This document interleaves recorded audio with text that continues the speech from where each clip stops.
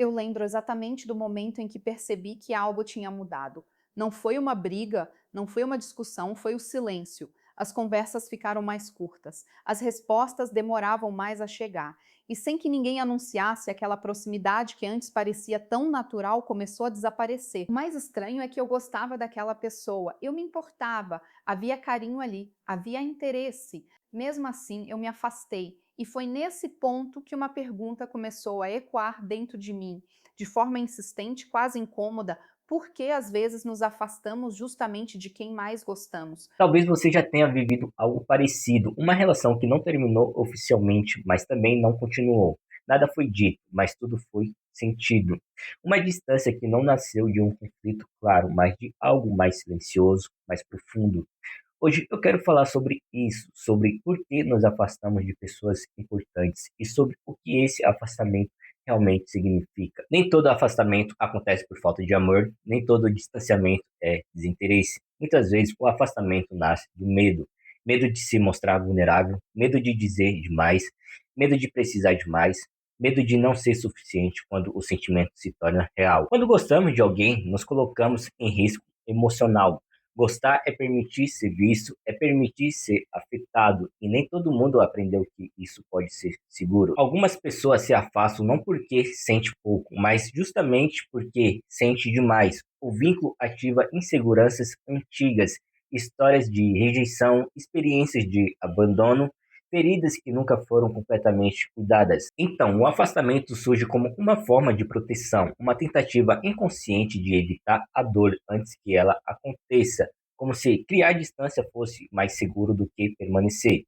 Em outros casos, o afastamento não vem do medo, mas do cansaço emocional. Pessoas que passam muito tempo tentando se adaptar ao outro, tentando agradar, tentando manter tudo em equilíbrio, acabam se desconectando de si mesmas. Elas vão cedendo, se mudando, se silenciando, até que um dia percebe que já não sabe mais onde terminam e onde o outro começa. Quando isso acontece, a distância parece a única forma de respeitar, não porque o outro seja ruim, mas porque permanecer daquele jeito dói. Também nos afastamos quando não nos sentimos vistos, quando falamos e não somos realmente ouvidos, quando demonstramos cuidado, presença, esforço e isso passa despercebido.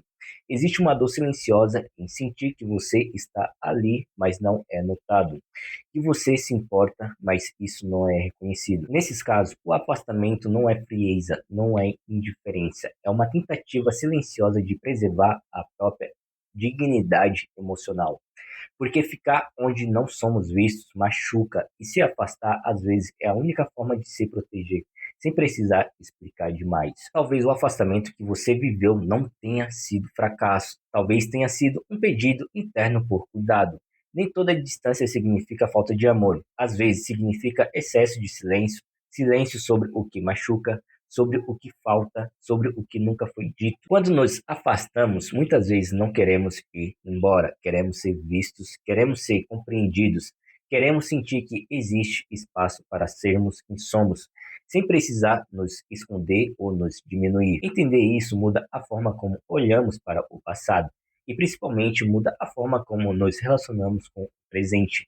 Talvez hoje você consiga perceber que algumas distâncias foram tentativas de sobrevivência emocional, não fraqueza, não desinteresse, mas uma forma possível de se proteger naquele momento. E se isso faz sentido para você, que essa reflexão sirva como um convite para olhar com mais gentileza para os seus afastamentos, para escutar o que eles estavam tentando dizer e, quando for possível, escolher ficar sem se abandonar no processo. Se essas palavras tocaram você de alguma forma, curta este vídeo.